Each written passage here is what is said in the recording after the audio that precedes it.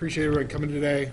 We wanted to announce that we have issued a first-degree murder charge on Michael James Pagel for the killing of his wife Renee back in August of 2006. I don't have any information on the arraignment, and obviously he is presumed innocent until proven guilty beyond reasonable doubt in a court of law. I'd like to extend my sympathy to Renee's family for all they've been through. This has been a long, hard road. It's not over by any stretch of the imagination, but at least we're on that road at this point in time. I'd like to thank Sheriff Michelle for her dedication in allowing her investigators to work with my office and bringing a charge in this case. This started approximately 2 years ago.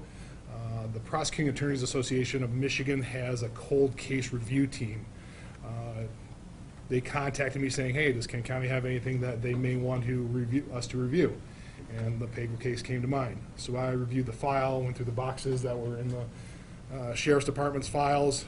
I prepared a report. I had Kelly Konski and Dan Helmer, the two prosecutors from my office that were assigned to this. They made a presentation, got some ideas, and the ball essentially was rolling from that point. And it's been a long thing. It's been 2 years. Investigative subpoenas, other scientific.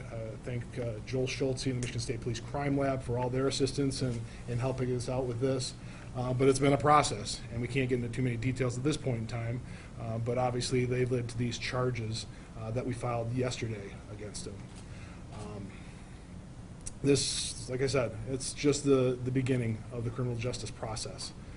And I appreciate the patience that the families had for recognizing the difficulties of this case and everything that they've had to go through, but keeping Renee's memory alive through all this that motivated the Sheriff's Department. I know motivated the people in our office as well, because we knew this was an important case for them, and it's an important case for the community in Northern Kent County. So Silent Observer has been a tremendous help, the Michigan State Police Crime Lab, the Sheriff's Department. It truly is a team effort to bring a case like this to this stage at least. And it's going to be a further process as we work through the criminal justice system. So we wanted to announce that. I think Sheriff Michelle's got a few words she wants to say as well. Thank you, Chris. And so what I'm going to do is just kind of back up to the beginning of this case and just kind of give the case facts as we know them up until this point. So on August 5th, 2006, we were called to a location in Cortland Township, which is in northern Kent County. First responders there located the body of Renee Beth Pagel, who was deceased from obvious trauma. There were no signs of forced entry into the home, and there were valuables left in plain sight throughout the home, so it kind of ruled out the fact that it was a theft. Through the course of the investigation, detectives learned that Renee was nearing the end of a contentious divorce with her estranged husband, Michael Pagel. And following Renee's death, the initial investigation had run its course with no charges filed and eventually was classified as the cold case. Although we did work on this case subsequently throughout the years as new information might come to us, we were not making any progress on this case until the initiative that Prosecutor Becker was talking about. However, following that initiative and following some of the interviews we were able to do, we were able to locate additional evidence which has been crucial in charging Michael with this crime. And we are glad to say that as of this morning, early this morning, he was put into custody in the Bay City area by Michigan State Police working in conjunction with our investigators. He is now lodged at the Kent County Sheriff's Office, and his court will proceed from there. And at this point, we're happy to take questions. I just want to echo some of what Prosecutor Becker also said. I had a number of investigators that have worked on this case, some of them literally from the very beginning in 2006. So I want to thank Lieutenant E.J. Johnson, Lieutenant Jack Smith, who's now retired, Captain Mark Fletcher, who's now retired, Detective Sergeant Bill Marks, and obviously the prosecutor's office, and then also Sheriff Stelma, who made sure that this case continued to be on our workload all these years before I took over and now this point forward. We are very pleased that we are able to give any peace to the family and friends of Renee and hope that we can move this case to closure here in the months to come. With that, anybody have any questions? After all these years, what was the big break in this case that led to this arrest? We're not able to give you that. It's going to be revealed over the current, over the course of the process, but I can't, not necessarily one big break. I think there's a number of different things. So you'll find out, I guess, as the court proceeds. Can you tell us if some of those small breaks happened at his home that he was staying at during the time they were separated? No. In regards to the new evidence that you found, are you able to say if any of that is physical DNA evidence, anything that directly links in? No, we're got to stay away from that.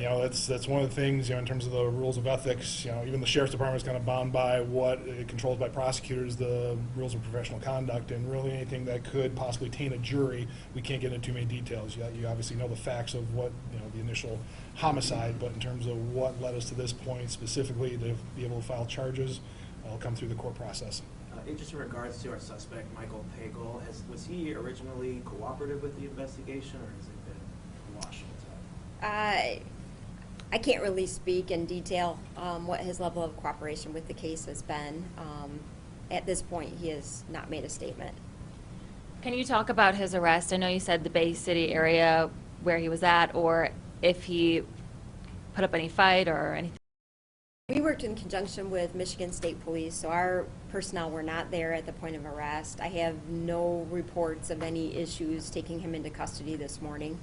And again, we've had no problems bringing him to be lodged here at the Kent County Sheriff's Office. So he had been living over in the Freeland area for several years. Was he arrested at his home? Freeland and Bay City obviously are quite a distance apart.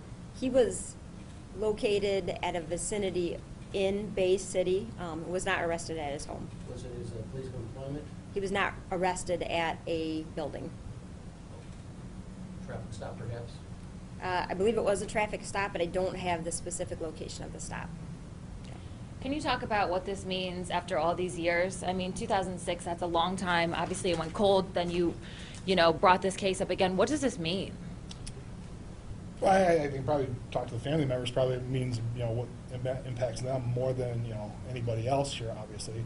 But what it means, I think it shows just the dedication of law enforcement. We've talked for some time about doing a cold case unit, trying to get funding for. There's a lot of cold cases out there. I mean, this one got a lot of notoriety. There's been a lot of attention over the years, and I think that's a credit to the family. But there's a lot of cold cases out there that may not, that could possibly be solved. And I think with advances in science and just there's been a number of cases. Pagel is one from the city of Grand Rapids.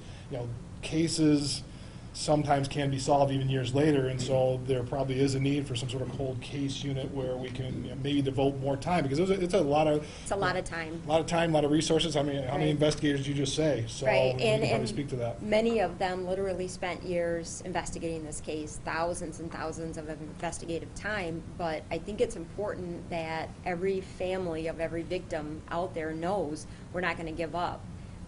We're going to continue to work on it until there's resolution to this case, because they don't ever give up. They don't ever forget about it. So it's important that, as we're investigating incidents, as we always try to look back and see, is there something that has changed in time? Is there something more available now? Or like the prosecutor said, evidentiary science changes, which can impact some cases as we look back. So all of that's really important for us to continue to do and make sure those families know we didn't forget, just like you haven't forgotten. Today's got to feel good.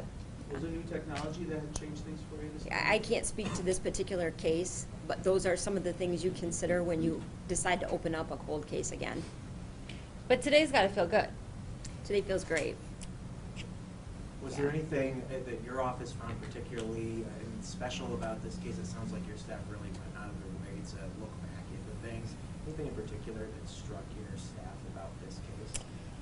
Yeah, not particular. I mean, I guess just the maybe the brutality of it. I mean, that giving justice to the family, looking at what exactly occurred, and at that point in time she had young kids, so that strikes a chord with I think anybody. So those are some things that really stuck out, I guess. That it sticks in your mind. You want to provide for those kids and that family for something like this that happened.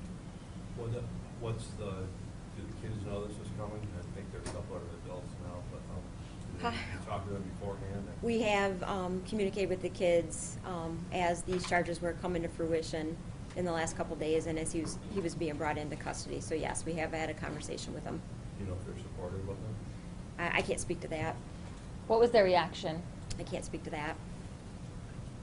Clarification, going back, he was such a person of interest and a prime suspect, if you will, for 14 years. Going back to the original investigation, can you clarify what his alibi was, where he said he was at the time, that it was hard to not put him there? No, I can't.